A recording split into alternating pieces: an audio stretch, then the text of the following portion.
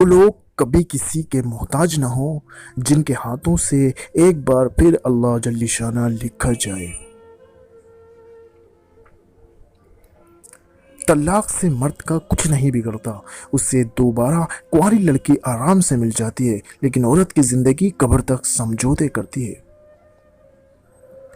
عورت اگر طوائف بھی ہو، تم پہ فرض ہے کہ تم اس کی عزت کرو۔ نبی کریم صلی اللہ علیہ وسلم نے فرمایا، تم میں سب سے بہتر عورت وہ ہے جسے دیکھ کر اس کا شوہر خوش ہو اور اسے سکون ملے۔ مرد کبھی بھی عورت کی خوبصورتی پہ نہیں مرتا، اگر خوبصورتی پہ مرتا ہوتا تو ایک عورت اس کے لیے کبھی کافی نہیں ہوتی۔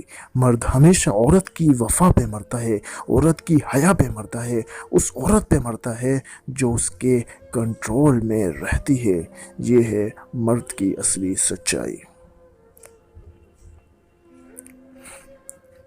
اور اللہ پر یقین کرنے والوں کے لیے کچھ بھی ناممکن نہیں ہوتا، کیونکہ وہ جانتے ہیں ان اللہ علی کل شیء قدیر۔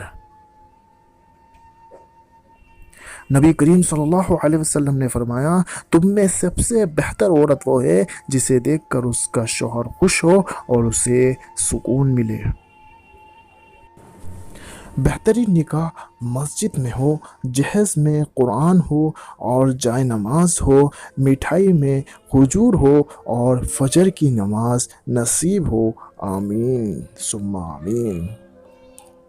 اور عورتوں کے بارے میں تم اللہ سے ڈرو، کیونکہ تم نے انہیں اللہ کی امانت کے ساتھ لیا ہے اور اللہ کے کلمے کے ذریعے حلال کیا ہے۔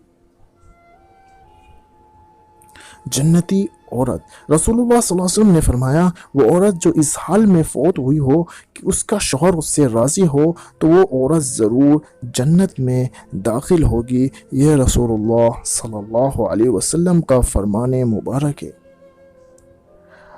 رشتے سب اچھے اور اپنائیت بھرے ہوتے ہیں، مگر ماں اور بیوی کی جگہ کوئی نہیں لے سکتا۔ ایک دنیا میں لائی اور دوسری ساری دنیا چھوڑ کر آئی، قدر کریں۔